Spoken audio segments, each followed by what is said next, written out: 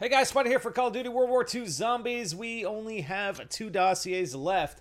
This third personnel dossier is for Robert Zussman. He's an American. He's a private in the 1st Infantry Division, 16th Infantry Regiment, and that's the same division and regiment as Daniels. They're actually close friends, as we'll see further on in his dossier. Going on to the first page, we've got a couple of photos.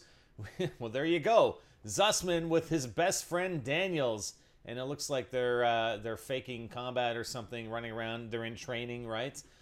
His hometown is Chicago. So he's born South Side, Chicago. There's an old picture from prior to, I'm assuming, World War II, or at least his involvement in the military in World War II. Now on the second page, we've got a memo to commanding officer from Lieutenant Pearson, Re Zussman, born in Eastern Europe, raised in Chicago's South Side, overall skill good, praised for quick thinking but warned about answering back to higher ranking officers.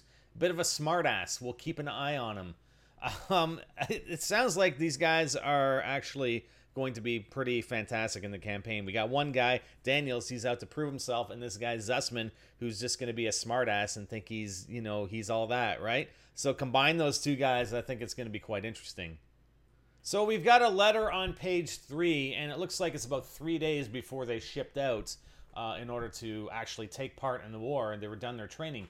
Dear Susie, and I'm assuming this is a love interest, not necessarily his, I don't know, his girlfriend, but anyways, it's almost time. We'll be leaving for France any day now. Daniels and I, we're ready to take on those terrible Krauts.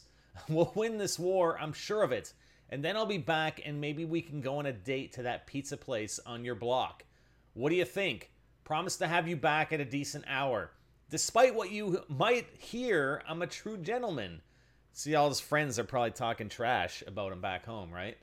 I'd better sign off before Pearson gets on my case again. I swear, if it wasn't for Turner, the guys and I would be thrown overboard by our own sergeant. Yours, Robert.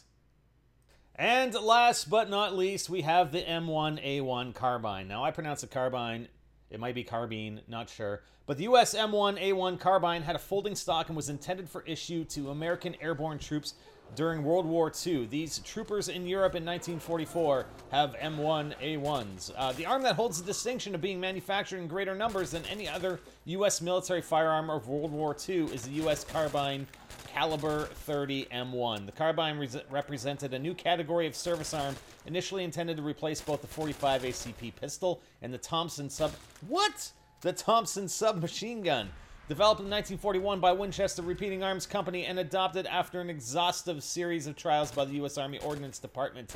The carbine was a lightweight, roughly 5.5 pounds. It's not bad. Semi-automatic shoulder arm that fired a 30 cal cartridge fed from a detachable 15-round box magazine. We got some obvious gameplay. Zombies back in World at War knocked their out in the M1A1 Carbine. It was chiefly intended for issue to military personnel, including some officers who would have been too burdened by the heavy M1 Garand rifle to carry out their primary duties. So, you know, it was for these lightweight, you know, probably a lot of the kids that were conscripted into the army, right?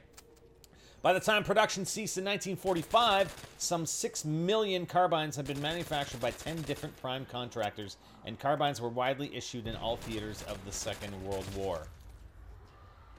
So that's it, guys. We got one more dossier to look at next time, and then we get to dive right into Marie.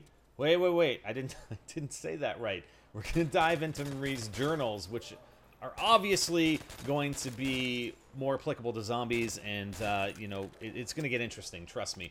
And there's also information out there on the internet that, you know, Call of Duty has tweeted out and elsewhere that we're going to compile along with Marie's journals, and it's going to lead to some interesting things, you know, and to the release of the trailer, which is coming very, very soon. So I'm looking forward to it. Hope you guys are too. We'll see you next time. Spider out.